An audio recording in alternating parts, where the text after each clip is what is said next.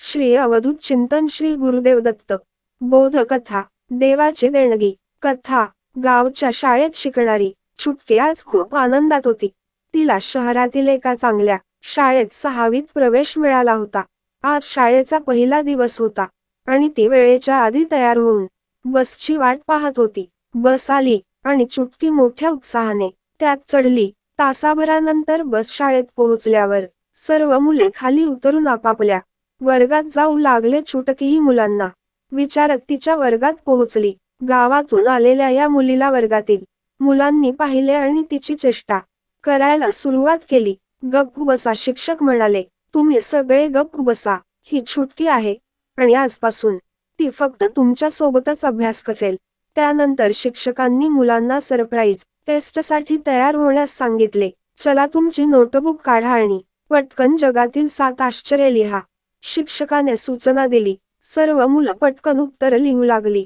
छुटकीही हळूहळू उत्तर लिहू लागली। सर्वांनी आपापल्या प्रती जमा केल्यावर शिक्षकांनी छुटकीला विचारले, काय झालं बेटा, तुला जेवढं माहीत आहे तेवढं लिहा। मी काही दिवसांपूर्वीच या मुलांना जगातील 7 आश्चर्ये सांगितली होती। हो, मी विचार करत होते की खूप गोष्टी आहेत। कोणत्या 7 गोष्टी? मी लिहून ठेवू? छुटकी तिची प्रत टीचरला देताना म्हणाली। शिक्षकांनी सर्वांच्या वह्या मोठ्याने वाचायला सुरुवात केली। बहुतेक मुलांनी त्यांची उत्तरे बरोबर दिली होती।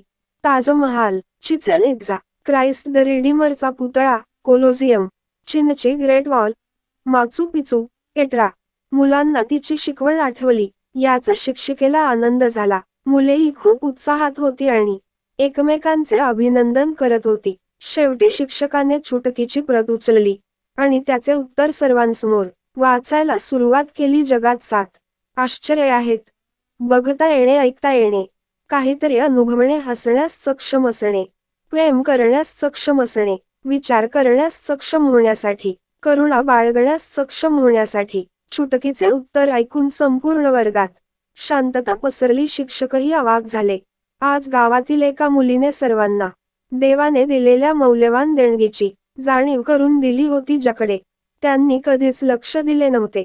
बोध, खरंच जर आपण खोलवर विचार केला तर आपल्या पाहणे, ऐकणे, विचार करणे, समजणे यासारख्या आपल्या शक्ती आश्चर्यापेक्षा कमी नाहीत। अशा परिस्थितीत आपल्याजवळ जे नाही आहे त्याबद्दल विचार करून दुःखी होण्याऐवजी आपण या मौल्यवान भेटवस्तूंचा लाभ घ्यावा। देवाने आम्हाला दिले प्रत्येक गोष्टीसाठी कृतज्ञ असले पाहिजे आणि जीवनातील छोट्या छोट्या गोष्टींमध्ये दडलेला आनंद गमावू नये।